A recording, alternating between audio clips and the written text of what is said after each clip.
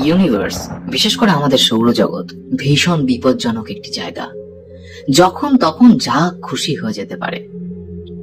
কখন কার সাথে ধাক্কা লেগে কোথা থেকে কি হয়ে যাবে সেটা কিন্তু আগে থেকে বোঝা বেশ মুশকিল।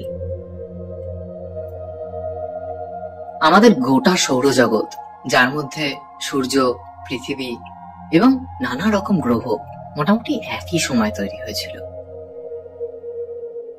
4.6 বিলিয়ন বছর আগে। এক একটি গ্রহ, উপগ্রহ, বামন গ্রহ এবং সৌরজগতের কেন্দ্রস্থলে অবস্থিত আমাদের একমাত্র নক্ষত্র সূর্যের বয়সের পার্থক্য ওই কয়েকশো থেকে কয়েক হাজার এবং সর্বাধিক কয়েক লক্ষ বছরের মধ্যে। আমাদের সৌরজগৎ রয়েছে আকাশগঙ্গা গ্যালাক্সির ভেতরে। আমাদের সৌরজগৎ ছাড়াও আরো অনেক সৌরজগৎ রয়েছে এই গ্যালাক্সিতে। অনেক নক্ষত্রেরই নিজস্ব পরিবার থাকে, তবে সব নক্ষত্রের তা থাকে না। তবে অন্যান্য সৌরজগৎ থেকে আমাদের সৌরজগৎ কিন্তু অনেকটাই আলাদা, কারণ সূর্যেরই একমাত্র এত বিচিত্র গ্রহ উপগ্রহ রয়েছে, যেগুলির এক একটা এক এক রকম।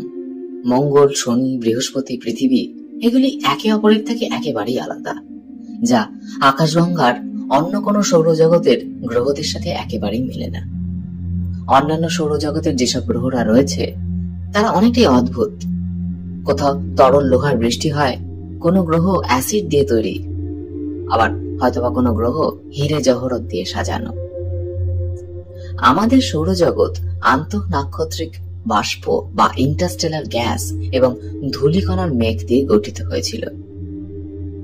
বিজ্ঞানীদের মতে স্যাজিটেরিয়াস ডোয়ার্ফ নামের একটি গ্যালাক্সি থেকে একটি নক্ষত্র বিস্ফোরণ হওয়ার ফলে তার শক ওয়েভ এসে এই দৈত্য মেঘে পড়ে। মেঘটি ভেঙে পড়ে এবং এটি একটি সৌর নীহারিকায় পরিণত হয়।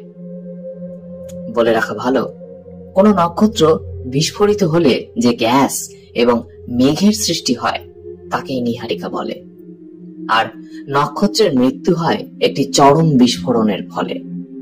এই বিস্ফোরণকে বলা হয় সুপারনোভা।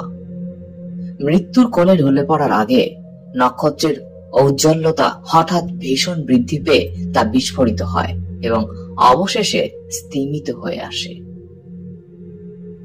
এই নীহারিকা থেকে আমাদের সৌরজগৎ মহাজগতের গর্ভে একটি ঘূর্ণায়মান চাকতির সৃষ্টি করে। এই ঘূর্ণায়মান মেঘ ও ধূলিকণা দিয়ে গঠিত চাকতিটির কেন্দ্রস্থলে মাধ্যাকর্ষণ শক্তি আশপাশের অনেকটা গ্যাস, ধুলো এবং মেঘকে খাদ্য হিসাবে খেতে থাকে। ধীরে ধীরে সেই মাধ্যাকর্ষণ শক্তি এত শক্তিশালী হতে থাকে যে সে হাইড্রোজেন পরমাণুগুলিকে একত্রিত করে হিলিয়ামে পরিণত করতে থাকে এবং তা থেকে প্রচুর পরিমাণে এনার্জি তৈরি হয় এবং জন্ম হয় সূর্যের। এবং এই চাকতিটির চারিদিকে যেভাবে গ্যাস, ধূলিকণা এবং মেঘ জমেছিল তা প্রচন্ড গতিবেগে সূর্য গ্রাস করতে থাকে এবং এই চাকতিটির মধ্যে আরো যে বিভিন্ন ছোট বড় জ্যোতিষ্ক তৈরি হচ্ছিল তাদের মধ্যে অনেকে খাদ্যে পরিণত হয় এবং সূর্যের পেটে চলে যায়।